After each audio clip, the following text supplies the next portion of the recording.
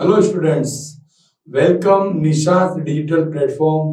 जैसा कि आपको पता है बेटा, हमने निशांस क्लासेस प्राइवेट लिमिटेड के SST first, SST second, SST तीसरा, थर्ड है ना, 10th क्लास के हमने पेपर सोल्व किए हैं। आज हम उसी क्रम को आगे बढ़ा रहे हैं और एसएसटी 4 अर्थात मेजर पेपर को हम हल करने जा रहे हैं, जो आपको बोर्ड परीक्षा में इन पेपर से बहुत सहायता मिलेगी। ठीक है, देखते हैं आज हम एसएसटी 4 अर्थात मेजर पेपर हमारा तो निशांस क्लासेस का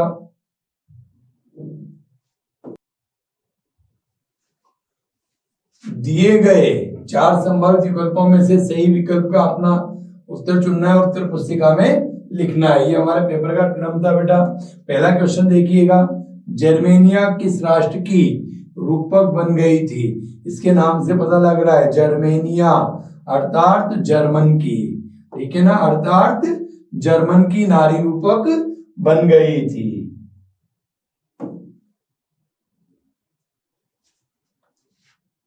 दूसरा, भारत का कुल भौगोलिक क्षेत्रफल कितना है? दूसरा क्या बेटा, भारत का कुल भौगोलिक क्षेत्रफल कितना है? तो 32.8 लाख वर्ग किलोमीटर। भारत का कुल भौगोलिक क्षेत्रफल कितना है बेटा? 32.8 लाख वर्ग किलोमीटर। सरिस्का बांध रिजर्व किस राज्य में स्थित है? सरिस्का बांध रिजर्व, सरिस्का बाग है बेटा, ये बाग रिजर्व क्षेत्र है, ठीक है ना। सरिस्का बाग रिजर्व क्षेत्र कहाँ स्थित है? तो ये राजस्थान में स्थित है, ठीक है। निम्नलिखित में से कौन सा उद्योग दूरभाष, कंप्यूटर आदि संयंत्र निर्मित करता है?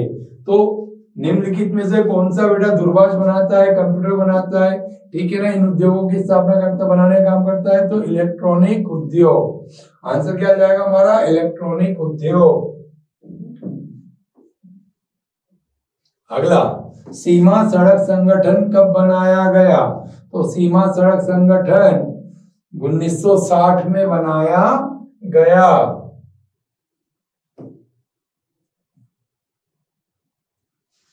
आधुनिक छापेखाने का आविष्कार किसने किया? तो आधुनिक छापेखाने का आविष्कार बेटा योहान गुटेनबर्ग के द्वारा किया गया था। आधुनिक छापेखाने का आविष्कार किसके द्वारा किया गया? योहान गुटेनबर्ग के द्वारा किया गया। अगला, बंगाल में पहली जूट मिल स्थापित हुई। तो बंगाल में पहली जूट मिल 1855 में स्थापित हुई।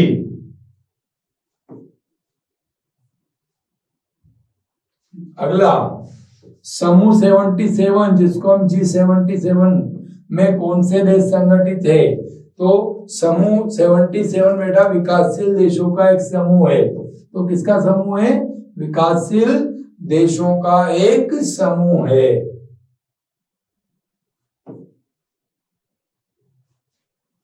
बाल गंगाधर तिलक के समाचार पत्र का क्या नाम था?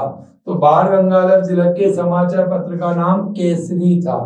क्या था बेटा? केसरी।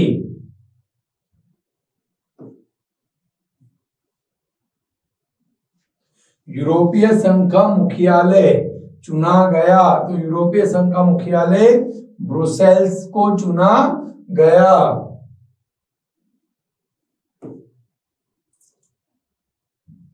इधर देखो, निम्न में से कौन सा विषय केंद्रीय सूची या संघ सूची में शामिल है? ऐसे विषय जिन पर केंद्र सरकार कानून बनाएगी, ठीक है ना, और अन्य कोई कानून नहीं बना सकता। तो ऐसे विषय कौन से आएंगे बेटा? एक तो है रेलवे, एक है डाकघर, एक है विदेशी मामले, ठीक है ना। इन तीनों विषय पर केवल केंद्र सरकार को कानून बनाने का अधिकार है।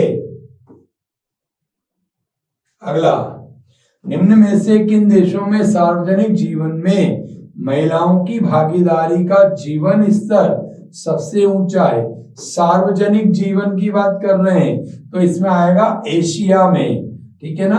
हमने आपने देखा होगा सार्वजनिक जीवन में महिलाओं की भागीदारी केवल एशिया में अधिक है। राजनीतिक दल का प्रमुख हिस्सा है। राजनीतिक दल के प्रमुख हिस्सा कौन कौन सा बेटा? सक्रिय सदस्य भी होते हैं राजनीतिक दल में, नेता भी होते हैं, अनुयायी या समर्थक भी होते हैं। तो इसका आंसर हमारा क्या हो जाएगा? उपयुक्त सभी।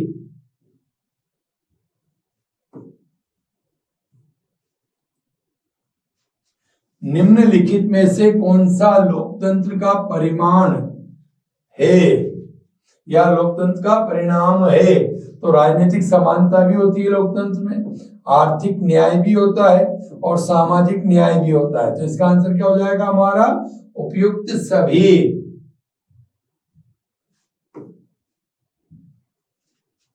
मानव विकास रिपोर्ट जारी करने वाली संस्था है। मानव विकास रिपोर्ट संयुक्त राष्ट्र विकास कार्यक्रम के द्वारा जारी किया जाता है, यूएनडीपी। इसको शॉर्ट में बोलते हैं हम। भारत में मुद्रा जारी करने का कार्य करता है। तो भारत में बेटा करेंसी नोट कौन जारी करता है? भारतीय रिजर्व बैंक। कौन जारी करता है? भारतीय रिजर्व बैंक। निम्न में से कौन सा देश सस्ता विनिर्माण केंद्र का उदाहरण है? तो सस्ता विनिर्माण केंद्र का उदाहरण हमारा पड़ोसी चीन है। ठीक है ना? क्या है? चीन।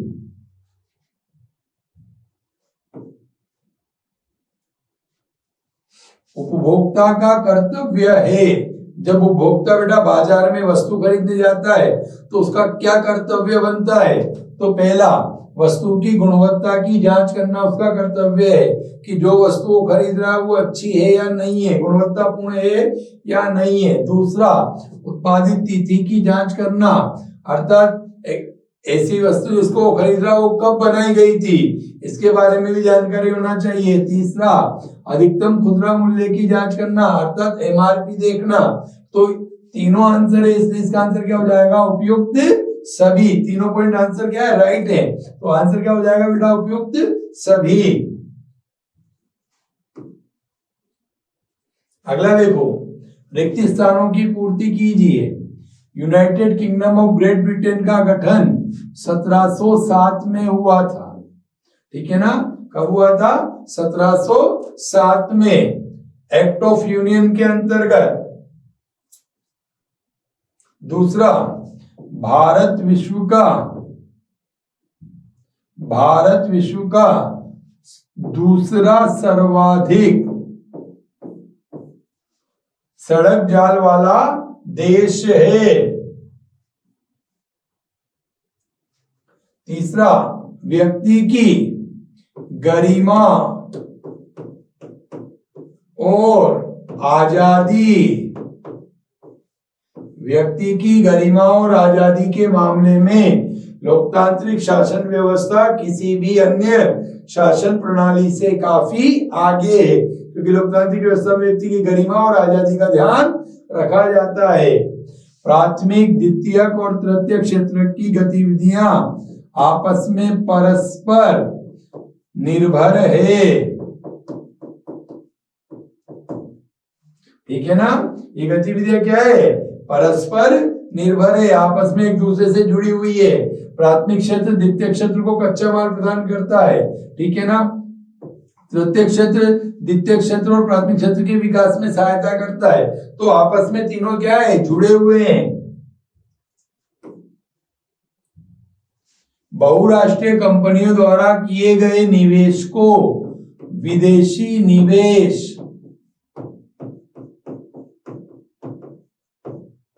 कहते हैं। भारत को कपास के पौधे का मूल जन्म स्थान, ठीक है ना? भारत को कपास के पौधे का मूल जन्म स्थान माना जाता है। अगला क्वेश्चन, अति लघुतात्मक प्रश्न, आधुनिक प्रिंटिंग प्रेस का जनक किसे कहा जाता है? तो आधुनिक प्रिंटिंग प्रेस का जनक योहान गुटेनबर्ग को कहा जाता है। योहान गुटेनबर्ग ने 1448 में गुटेनबर्ग प्रेस का निर्माण किया था। इस प्रेस को मूवेबल टाइपिंग प्रिंटिंग मशीन भी कहा जाता है। प्लाटेन के बारे में आप क्या जानते हैं? प्लाटेन, लेटर छपाई में प्लाटेन एक बोर्ड होता है। लेटर छपाई में प्लाटेन क्या होता है बेटा? एक बोर्ड होता है जिसे कागज के पीछे दबाकर उसकी टाइप ली जाती है। पहले यह बोर्ड काठ का होता था, बाद में ये इस्पात का बनने लगा। कितागाओ उतामारो कौन था?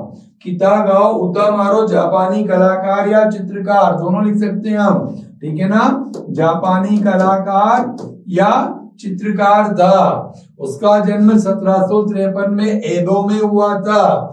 एदो का वर्तमान नाम टोक्यो है, ठीक है ने? ठीक है बेटा। उसने एक नई चित्रकला शैली में महत्वपूर्ण योगदान दिया। उसने आम शहरी जीवन का चित्रण किया था। तैरती दुनिया, ठीक है। आधारभूत उद्योग और उपभोक्ता उद्योग में क्या अंतर है? तो बेटा आधारभूत उद्योग दूसरे उद्योगों के लिए कच्चा माल या मध्यवर्ती वस्तुएं उत्पादित करता है, जैसे लोहा इस्पात उद्योग, ठीक है। लोहा इस्पात उद्योग अन्य उद्योगों के लिए, मशीनों के लिए कच्चा माल प्रदान करेगा नहीं करेगा, तो वो क्या हो गया? आधारभूत उद्योग, ठीक है। जबकि उपभोक्ता उद्योग ऐसे उद्योग जिनके द्वारा निर्मित वस्तुएं सीधे उपभोक्ता के उपयोग के लिए होती है। जबकि उपभोक्ता उद्योग सीधे उपभोक्ताओं के लिए वस्तु बनाते हैं, जैसे दंत मंजन, कोलगेट हम बोल सकते हैं, ठीक है। इस बिस्किट है, इसको हम खरीद करके सीधा उपभोक्ता उपयोग करता है, तो ऐसे उद्योग को बोलेंगे हम उपभोक्ता उद्योग।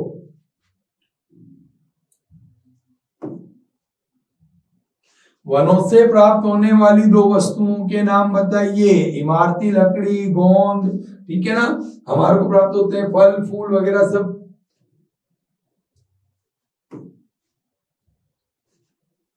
पर्यटन से क्या लाभ है? कोई दो बताइए। पहला, पर्यटन हमारी राष्ट्रीय एकता को प्रोत्साहित करता है। दूसरा, स्थानीय हस्तकला और संस्कृति उद्यमों का प्रोत्साहन देता है। इससे हमारी स्थानीय संस्कृति और उद्यमों को प्रोत्साहन मिलता है।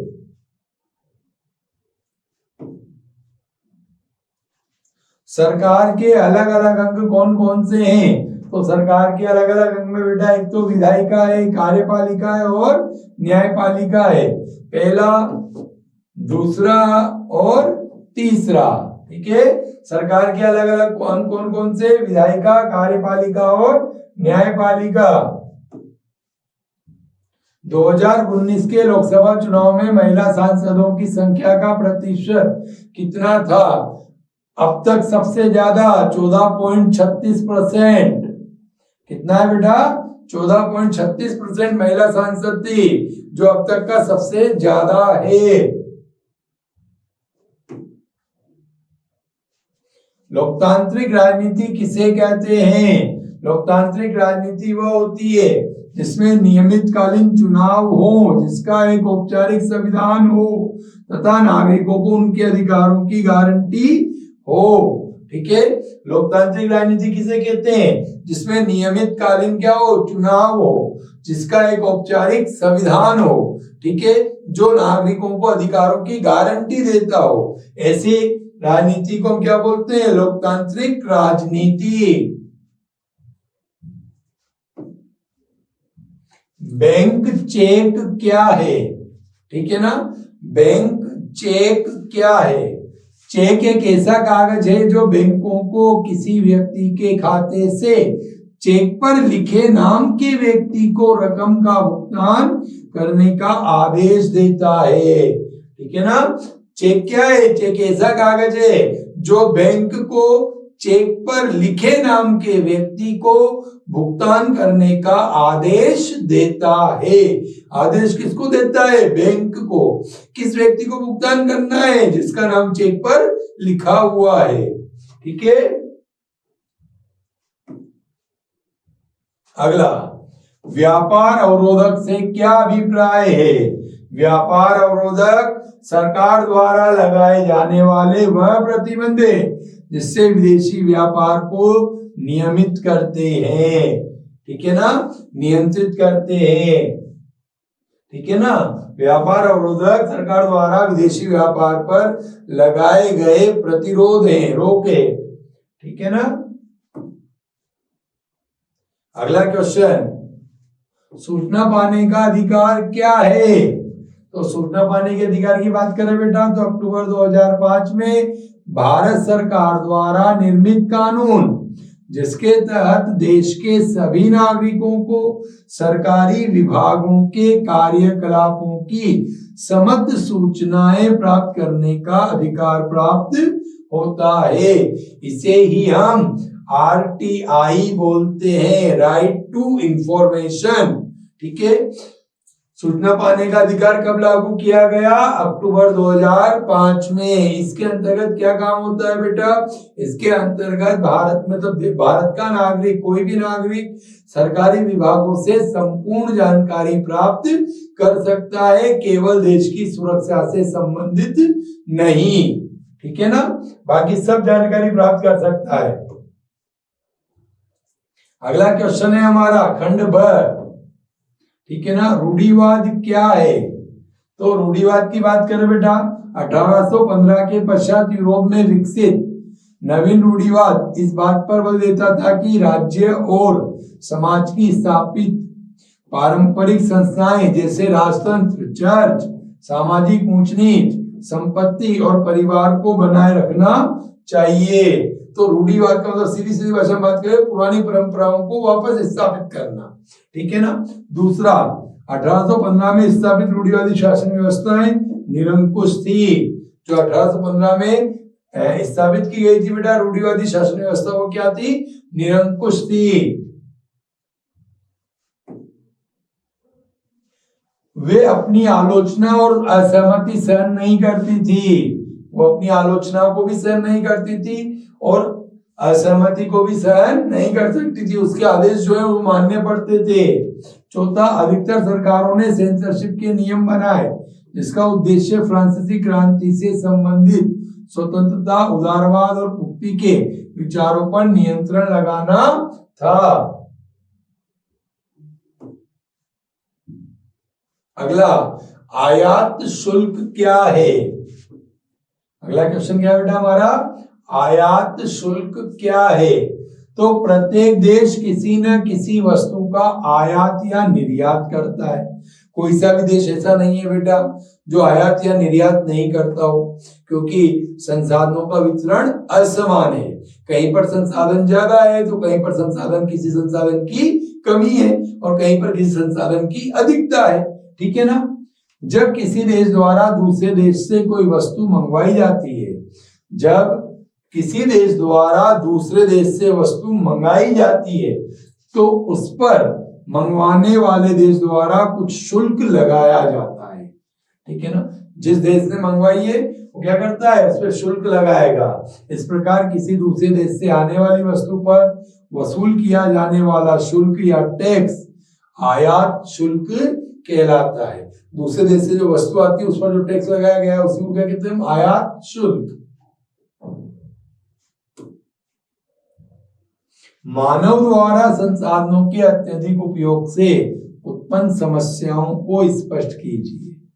मानव द्वारा संसाधनों का अत्यधिक उपयोग करने से कौन कौन सी समस्याएं उत्पन्न हो गई है? तो पहला है बेटा, संसाधन समाज के कुछ ही लोगों के हाथ में आ गए हैं। पहला क्या है? संसाधन समाज के कुछ व्यक्तियों के हाथ में आ गए हैं, जिससे समाज दो भागों में बढ़ गया है। पहला अमीर, दूसरा गरीब। जिससे समाज कितने भागों में बढ़ गया? दो भागों में बढ़ गया। पहला क्या है? अमीर, और दूसरा क्या है? गरीब। दूसरा, संसाधनों के अत्यधिक शोषण से वैश्विक परिस्थितियां संकट में आ गई है। हम संसाधनों का अधिक उपयोग कर रहे हैं तो विश्व स्तर की समस्याएं उत्पन्न हो रही है, जैसे भूमंडलीय तापन का बढ़ना, मतलब भूमि का तापमान बढ़ना, ओजोन परत को नुकसान, पर्यावरण प्रदूषण और भूमि निम्नीकरण। इन समस्याओं का हमें सामना करना पड़ रहा है। प्रारंभिक जीविका निर्वाह कृषि तथा वाणिज्य कृषि की तुलना कीजिए। प्रारंभिक जीविका निर्वाह कृषि तथा वाणिज्य कृषि की तुलना। ठीक है बेटा, तो पहला प्रारंभिक जीविका निर्वाह कृषि, इसके नाम से पता लग रहा है कृषि का प्रारंभिक समय। तो प्रारंभिक जीविका निर्वाह कृषि आदिम कृषि औजारों जैसे लकड़ी के हल, दाव और खुदाई करने वाली छड़ी तथा परिवार अथवा समुदाय की श्रम की मदद से की जाती थी। प्रारंभिक शब्द जुड़ रहा मतलब प्रारंभ में कृषि कार्य कैसे किया जाता था? आपस में संगठित होकर समूह बना करके परिवार की सहायता से खेती कुल्हाड़ी मतलब फावड़ा कुदाली वगैरह का उपयोग करके, लकड़ी का हल का उपयोग करके, ठीक है ना, और उसका कृषि कार्य किया जाता था। वाणिज्य कृषि, ठीक है, वाणिज्य कृषि आधुनिक निवेशों जैसे अधिक पैदावार देने वाले बीजों, ठीक है ना, अधिक पैदावार देने वाले बीजों, रासायनिक उर्वरकों तथा कीटनाशकों के प्रयोग द्वारा की जाती है। ठीक है ना, वाणिज्य कृषि अधिक पैदावार देने वाले बीज, रासायनिक उर्वरक, कीटनाशक, ठीक है बेटा, मशीन, अत्यधिक आधुनिक मशीनों आदि का उपयोग किया जाता है, उसको बोलते हैं वाणिज्य कृषि। अगला, सांप्रदायिकता को दूर करने के उपाय बताइए। तो सबसे पहला सांप्रदायिकता को दूर करने का शिक्षा और जागरूकता फैला करके। देखना, शिक्षा तथा जागरूकता के माध्यम से सभी धर्म के प्रति सम्मान और सह-अस्तित्व की भावना का विकास करना चाहिए, क्योंकि शिक्षा और जागरूकता फैलेगी तो व्यक्तियों में जागरूकता आएगी और वो सांप्रदायिकता के या एक धर्म को नीचा और दूसरे धर्म को ऊंचा नहीं बताएगा। दूसरा, राजनीतिक दल और नेता धर्म के आधार पर वोट मांगने से बचें। आपने देखा होगा राजनीतिक दल क्या करते हैं, धर्म के आधार पर वोट मांगते हैं, और धर्म के आधार पर वोट मांगते हैं तो वो एक धर्म को ऊंचा बताते हैं और दूसरे धर्म को उससे छोटा बता देते हैं। इसीलिए सांप्रदायिकता की स्थिति उत्पन्न होती है। धर्मनिरपेक्ष नीतियों को बढ़ावा देना चाहिए, अर्थात व्यक्ति किसी भी धर्म को अपना सकता है, उसको अपने किसी भी धर्म का पालन करने की आजादी होती है। अगला, लोकतंत्र में सत्ता की साझेदारी क्यों आवश्यक है, कोई दो कारण लिखिए। तो पहला, लोकतंत्र में राजनीतिक हिंसा और राजनीतिक अस्थिरता से बचने तथा राजनीतिक व्यवस्था के स्थायित्व हेतु सत्ता की साझेदारी की आवश्यकता होती है। लोकतंत्र में राजनीतिक हिंसा और राजनीतिक अस्थिरता से बचने के लिए और राजनीतिक व्यवस्थाओं को बनाए रखने के लिए सत्ता की साझेदारी की आवश्यकता होती है। दूसरा, लोकतंत्र में सभी समूह सत्ता की साझेदारी के माध्यम से शासन व्यवस्था से जुड़े रहते हैं, जिससे कार्य कुशलता बनी रहती है। ठीक है ना। अगला, विकास की धारणीयता से क्या समझते हैं। अगला क्वेश्चन क्या है बेटा हमारा, विकास की धारणीयता से आप क्या समझते हैं। तो विकास की धारणीयता का तात्पर्य विकास के स्तर को ऊंचा उठाना तथा विकास के वर्तमान प्रकार और स्तर को भावी पीढ़ी हेतु बनाए रखने से है। ठीक है ना। विकास का मतलब क्या है बेटा, विकास का स्तर को ऊंचा उठाना और विकास के वर्तमान प्रकार, जो वर्तमान है हमारा, वर्तमान में जो विकास है वह विकास आने वाली पीढ़ी तक उपलब्ध कराना। ठीक है ना, ताकि वो भी बेहतर जीवन जी सके, ताकि वो भी क्या कर सके, अच्छा जीवन जी सके। इस हेतु संसाधनों का सोच समझकर उपयोग करना चाहिए। इसलिए हमें संसाधनों का उपयोग क्या करना चाहिए बेटा, सोच समझकर करना चाहिए। यदि संसाधन समाप्त हो जाएंगे तो हमारा विकास रुक जाएगा।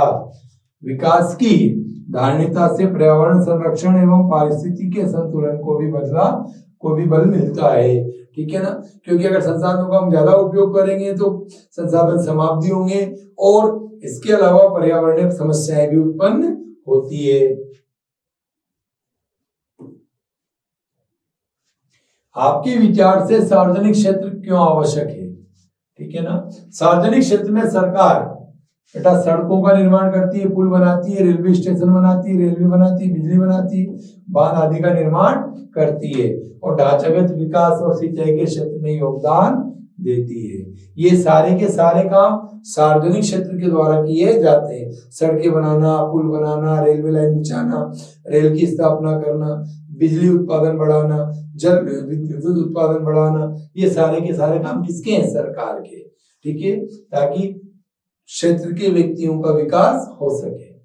सार्वजनिक क्षेत्र जोखिम भरी सार्वजनिक कल्याण संबंधी गतिविधियों में निवेश करके देश की आर्थिक विकास में योगदान करता है। सार्वजनिक क्षेत्र जो होता है बेटा, वो जोखिम भरी, जिसमें जोखिम होता है वहां पर अपना पैसा निवेश करती है सरकार। क्यों? ताकि अगर नुकसान भी हो तो सरकार का होता है। ठीक है ना, तो वो क्या करती है कि किसी व्यक्ति का नुकसान ना हो, तो जोखिम भरी परियोजनाओं में कौन पैसा निवेश करता है? सरकार के द्वारा। तीसरा, यह देश के विकास में भारी पैमाने पर परियोजनाओं को चलाकर महत्वपूर्ण योगदान करता है। ठीक है ना। चौथा, सार्वजनिक क्षेत्र में अनेक समाज कल्याण की योजनाएं चलाई जाती है। सार्वजनिक क्षेत्र में बेटा अनेक समाज कल्याण की योजनाएं चलाई जाती है जो देश के विकास में सहायक है। जो देश के विकास में क्या है? सहायक है। सार्वजनिक क्षेत्र से देश में गरीबी और बेरोजगारी दूर करने में मदद मिलती है। सार्वजनिक क्षेत्र से देश में गरीबी और बेरोजगारी को दूर करने में मदद मिलती है। सार्वजनिक क्षेत्र में भारी पूंजी निवेश होता है। अगर सार्वजनिक क्षेत्र में अधिक पूंजी निवेश होता है, जिससे पूंजी निर्माण की दर भी क्या होती है? तीव्र हो जाती है, जिससे पूंजी निर्माण की दर अधिक हो जाती है। अगला, छिपी बेरोजगारी से क्या अभिप्राय है? इसे कम करने के लिए कोई दो सुझाव दीजिए। ठीक है बेटा, तो अल्प बेरोजगारी या छिपी हुई बेरोजगारी वह स्थिति है जिसमें व्यक्ति प्रत्यक्ष रूप से काम करते हैं परंतु उन्हें कार्य करने का अवसर उनकी क्षमता से कम मिलता है। ठीक है ना, इसमें व्यक्ति काम तो करता हुआ नजर आता है लेकिन वो उसकी क्षमता से कम काम कर रहा होता है। अल्प बेरोजगारी को छिपी बेरोजगारी भी कहा जाता है। अल्प बेरोजगारी को छिपी बेरोजगारी या प्रच्छन्न बेरोजगारी भी बोलते हैं हम। ठीक है ना। अल्प अथवा छिपी बेरोजगारी को दूर करने के उपाय, पहला, अर्ध ग्रामीण क्षेत्र में उद्योगों और सेवाओं में वृद्धि हो। अर्ध ग्रामीण क्षेत्र जो है बेटा, उसमें उद्योगों और सेवाओं में क्या की जाए? वृद्धि की जाए। दूसरा, बैंक उचित ब्याज दर पर लोगों को ऋण दे ताकि स्वरोजगार कर सके।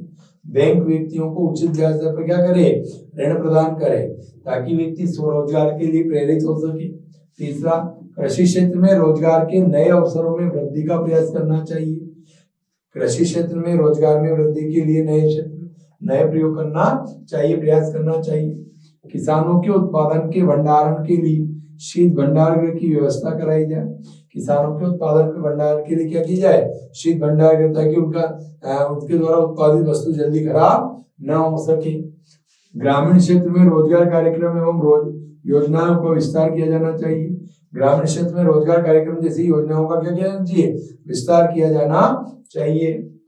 सार्वजनिक क्षेत्र को अधिक विस्तारित किया जाना चाहिए ताकि रोजगार के अधिक अवसर का निर्माण हो सके। ठीक है ना, सार्वजनिक क्षेत्र में का अधिक विस्तार किया जाना चाहिए ताकि रोजगार का क्या हो सके? अधिक से अधिक निर्माण हो सके। अगला, बहुराष्ट्रीय कंपनियां कैसे कार्य करती है समझाइए। तो बेटा, बहुराष्ट्रीय कंपनियां जो है वह एक से अधिक देशों में अपनी औद्योगिक इकाइयां स्थापित और कार्यालय की स्थापना करती। बहुराष्ट्रीय कंपनियां जो होती है वो एक से अधिक देशों में अपनी औद्योगिक इकाइयां और कार्यालय की स्थापना करती है। दूसरा, इन कंपनियों में पूंजी निवेश अधिक होता है। इन कंपनियों में पूंजी निवेश क्या होता है? अधिक होता है। इसलिए इनके उत्पादन की मांग और पूर्ति बड़े पैमाने पर होती है। इसलिए उनके उत्पादन की मांग भी ज्यादा होती है और पूर्ति भी बड़ी होती है। जब मांग और पूर्ति ज्यादा होगी तो लाभ भी अधिक कमाएगी। ठीक है ना। इसका आकार विशाल होता है तथा इनकी उत्पादक लागत कम होती है, इसलिए ये अधिक लाभ कमाती है। क्योंकि बेटा अधिक मात्रा में वस्तु बना रही है, उत्पादन लागत ज्यादा है, तो उत्पादन ज्यादा है, लागत तो कमाएगी। उत्पादन की मात्रा क्या है? ज्यादा है, क्वांटिटी ज्यादा है, तो लागत क्या आती है? कम आती है, तो इसलिए वो अधिक लाभ भी कमाती है। अगला है हमारा दीर्घ उत्तरीय प्रश्न। अगला क्या है बेटा? हमारा दीर्घ उत्तरीय प्रश्न। तो पहला प्रश्न है बेटा, प्रथम विश्व युद्ध ने भारत में औद्योगिक विकास को कैसे बढ़ावा दिया? प्रथम विश्व युद्ध ने भारत में औद्योगिक विकास को कैसे बढ़ावा दिया? तो प्रथम विश्व युद्ध ने भारत में औद्योगिक विकास में बेटा बढ़ावा देने के लिए क्या किया था? तो प्रथम विश्व युद्ध ने भारत में औद्योगिक विकास को बहुत बढ़ावा दिया। कैसे? क्योंकि जब ब्रिटिश प्रथम विश्व युद्ध लड़ने चला गया ब्रिटेन, ठीक है, ब्रिटिश व्यक्ति, तो ब्रिटेन जब प्रथम विश्व युद्ध में चले गए, लड़ने गया, तो वहां पर जो जरूरी आवश्यकता की वस्तुओं का निर्माण होता था वो उसने कम कर दिया और युद्ध संबंधी वस्तुओं का उत्पादन बढ़ा दिया, जैसे जूते, टेंट, वर्दी के कपड़े, बेल्ट, ठीक है ना। तो इनकी वस्तुओं का उत्पादन उसने क्या किया? बढ़ा दिया। जब इंग्लैंड ने ऐसा किया तो इंग्लैंड से जरूरी और आवश्यक वस्तुएं बिकने के लिए भारत नहीं आ रही थी, ठीक है। तो ऐसी स्थिति में भारत के उद्योगों ने जरूरी और आवश्यक वस्तुओं का उत्पादन करना प्रारंभ कर दिया। अब भारत को इससे क्या लाभ हुआ? एक तो उसको अपना देशी बाजार मिल गया। अब जो वस्तु भारत में बन रही थी वो भारत में ही बिक रही थी, ठीक है। युद्ध लंबा चला, 4 साल तक चला था, 1914 से 1918 तक। तो जब युद्ध लंबा चला तो भारत में बेटा युद्ध संबंधी वस्तुओं का भी उत्पादन होने लगा, ठीक है। अब कारखाने कई पारियों में, कई शिफ्ट में चलने लगे। मजदूरों को पहले से ज्यादा काम करना पड़ रहा था। नए नए मजदूरों की भर्ती की जा रही थी, नए नए उद्योगों की स्थापना की जा रही थी, ठीक है ना। इधर देखो, ब्रिटिश कारखाने सेना की आवश्यकताओं को पूरा करने के लिए युद्ध संबंधी उत्पाद में व्यस्त थे, इसलिए भारत में मैनचेस्टर माल का आयात कम हो गया। परिणाम स्वरूप भारतीय बाजारों को एक विशाल देशी बाजार मिल गया। युद्ध लंबा खिंच जाने से भारतीय कारखानों में भी सेना के लिए जूट की बोरियां, सैनिकों के लिए वर्दी, कपड़े, टेंट, चमड़े के जूते, घोड़े के खच्चरों की जीन तथा अनेक प्रकार के सामान बनने लगे। इसके निर्माण के लिए अनेक नए कारखाने लगाए गए।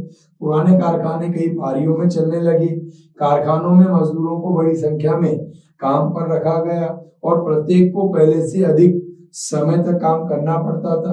अतः युद्ध के दौरान औद्योगिक उत्पादन में से बढ़ावा हुआ। अगला क्वेश्चन देखो बेटा, 17वीं और 18वीं शताब्दी में 17वीं और 18वीं शताब्दी में छोटे तथा गरीब किसान शहरी सौदागरों के लिए काम करने के लिए तैयार क्यों हो गए? क्योंकि बेटा 17वीं और 18वीं शताब्दी में यूरोपीय शहरों में गिल्ड्स, जो व्यापारिक समूह का संगठन है, वो काफी शक्तिशाली होता था। वो नए व्यापारियों को व्यापार में आने से रोकता था, इसलिए नए व्यापारी गांव की ओर जाने लगे, ठीक है। अब गांव के व्यक्ति के जो खेत थे वो छोटे थे और उनकी आजीविका उससे पूर्ण नहीं हो पाती थी, वो अपनी आजीविका को पूरा नहीं कर पाते थे। जब शहरी सौदागर गांव में पहुंचने लगे तो किसान शहरी सौदागरों के लिए काम करना प्रारंभ कर दिया।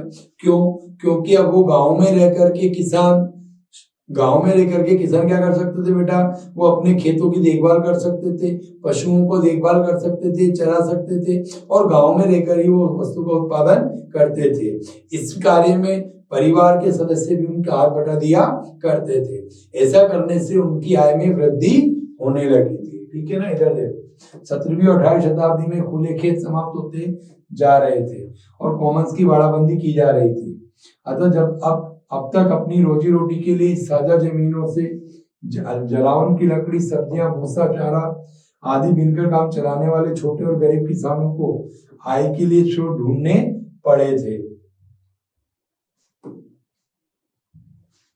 कई किसानों के पास छोटे छोटे खेत थे, परंतु ये खेत उनके घर की सभी सदस्यों का पेट नहीं भर सकते थे। इसलिए जब शहरी सौदागर उनके पास आए और उन्होंने उत्पादन के लिए पेशगी धन राशि दी तो किसान उनके लिए काम करने को तुरंत तैयार हो गए। सौदागरों के लिए काम करते हुए गांव में रहकर अपने छोटे छोटे खेतों की वो देखभाल कर सकते थे। मैंने भी आपको बताया। अगला क्वेश्चन है बेटा हमारा, प्राचीन भारत में निर्मित की गई कुछ जलीय कृतियों का उल्लेख कीजिए।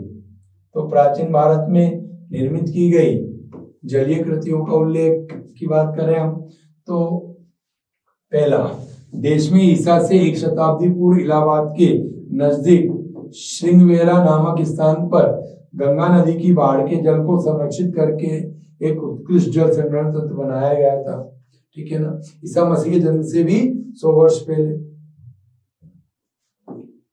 दूसरा, चंद्रगुप्त मौर्य के समय वृहत स्तर पर बांध, झील, सिंचाई तंत्रों का निर्माण करवाया गया। चंद्रगुप्त जब शासक का राजा था तो उसने बड़े स्तर पर बांध बनाए, झीलें बनाई और जल संग्रहण तंत्र का निर्माण करवाया। देश में प्राचीन काल से उत्कृष्ट सिंचाई के प्रमाण उड़ीसा के कलिंग, आंध्र प्रदेश के नागार्जुन कोड़ा, कर्नाटक के वेनूर तथा महाराष्ट्र के कोल्हापुर से मिलते आए हैं। प्राचीन काल से अच्छी सिंचाई के सबूत मिले हमारे को इन क्षेत्रों से। 11वीं शताब्दी में निर्मित की गई भोपाल झील अपने समय की सबसे बड़ी कृत्रिम झीलों में से एक है, जो भोपाल में है, ठीक है ना। 14वीं शताब्दी में इल्तुतमिश ने दिल्ली में सीरी किले क्षेत्र में जल की सप्लाई के लिए एक खास वो अर्थात विशेष तालाब बनवाया था। अथवा में देखो बेटा, भारत में नदी परियोजनाओं के निर्माण पर उठाई गई आपत्तियों के कारण बताइए। भारत में नदी परियोजना पर उठाई गई आपत्तियां उनके उद्देश्य में विफल हो जाने से संबंधित है, ठीक है ना। पहला, जो बांध बाढ़ नियंत्रण के लिए बनाए जाते हैं उनके जलाशय में तलछट जमा होने से वे बाढ़ आने के कारण बन जाते हैं, क्योंकि तल में मिट्टी जमा हो जाती है तो जल स्तर वापस बढ़ जाता है, तो बाढ़ आने की संभावना बढ़ेगी नहीं बढ़ेगी।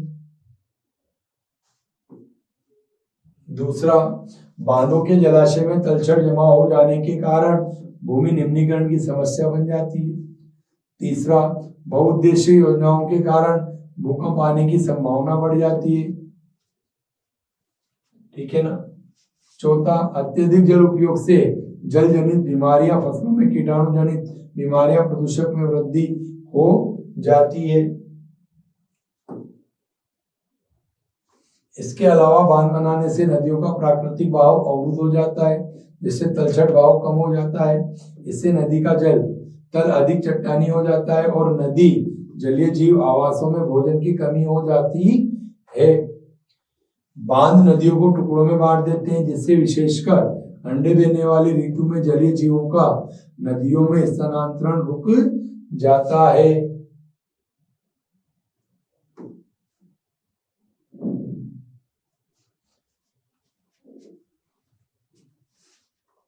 भारत में संघ की स्थापना क्यों की गई? ठीक है बेटा, इस क्वेश्चन पर चर्चा हम अगले वीडियो में करेंगे। तब तक आप निशांस डिजिटल प्लेटफॉर्म से जुड़े रहिए। आपकी सफलता 100% निश्चित है।